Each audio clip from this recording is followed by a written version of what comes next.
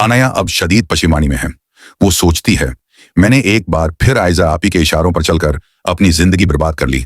रूहान की जिंदगी से भी निकल गई और अब वो मुझे इस रिश्ते से भी आजाद कर देगा। जो कुछ भी हुआ सब आयजा की चालों का नतीजा था और अनाया ने फैसला कर लिया है, जिस तरह उसने मेरा घर बर्बाद किया बिल्कुल ऐसे ही मैं उसका घर बर्बाद करके रहूंगी। शायान का बदला और नुकसान अनाया का शायान ने जो कुछ किया वो महज आयजा से अपनी बेइज्जती का बदला लेने के लिए किया। मगर बर्बाद कौन हुआ? अनाया और अक्षल। आयजा तो एक बार फिर मासूमियत का लबादा ओढ़कर सबके सामने पाक साफ खड़ी है।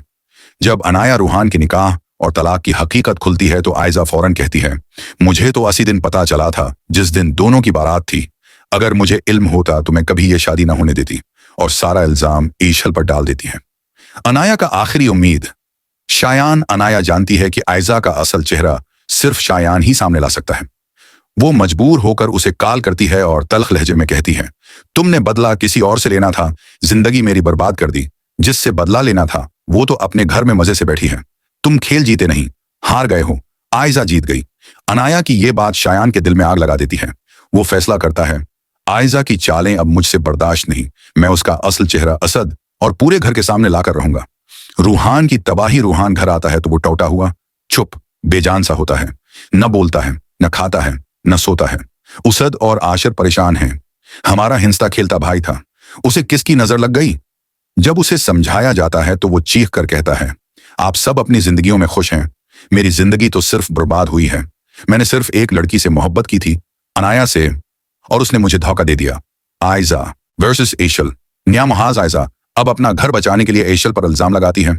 जब से ये लड़की आई है नहावस्त फैल गई है, उसी ने मेरी बहन का घर खराब किया। एशल डिट कर जवाब देती है, आयजा भाभी आप कितने झूठ बोलेंगी? मुझे अपने सच पर भरोसा है, आपका झूठ ज्यादा देर नहीं चल सकता। मगर असद अंधा एतमाद करता है। ईशल अपनी जबान बंद रखो, मुझे आयजा पर खुद से ज्यादा भरोसा है। यह जमला आयजा के दिल में खौफ भर देता है क्योंकि उसका पूरा रिश्ता झूठ पर कायम है। शायान की धमकियां, आयजा की नींदें। हराम शायान अब आयजा को बार बार कॉल्स और मैसेज करके कहता है, तुमने अपनी बहन का घर बर्बाद किया, अब तुम्हारी बारी है। जिस दिन असद को पता चल गया कि असल मास्टरमाइंड तुम हो, सब खत्म हो जाएगा। आयजा का दिल कांप उठता है। उसे सबसे ज्यादा डर उस बात का है कि अगर असद को सब पता चल गया तो वो कहीं का नहीं रहेगी। एक खतरनाक लम्हा। एक रात आयजा और असद कमरे में होते हैं। इसी वक्त शायान का धमकी भरा मैसेज आ जाता है। आयजा के चेहरे के रंग उड़ जाते हैं। असद फौरन पकड़ लेता है। किसका मैसेज है? फोन दिखाओ। आयजा का दिल जैसे मिट्टी में आ गया हो।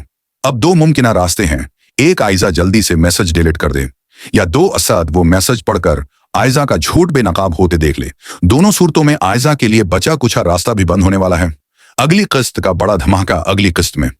रूहान जेल से छोड़कर घर लौट आएगा। शायान आयजा को मजीद धमकियां देगा। आयजा असद के सामने सच छिपाने के लिए हाथ पांव मारेगी और शायान अब आयजा का घर बर्बाद करने की आखिरी चाल चलने वाला है। आखिर क्या असद आयजा पर यकीन करता रहेगा या शायान उसका असल चेहरा सबके सामने ले आएगा?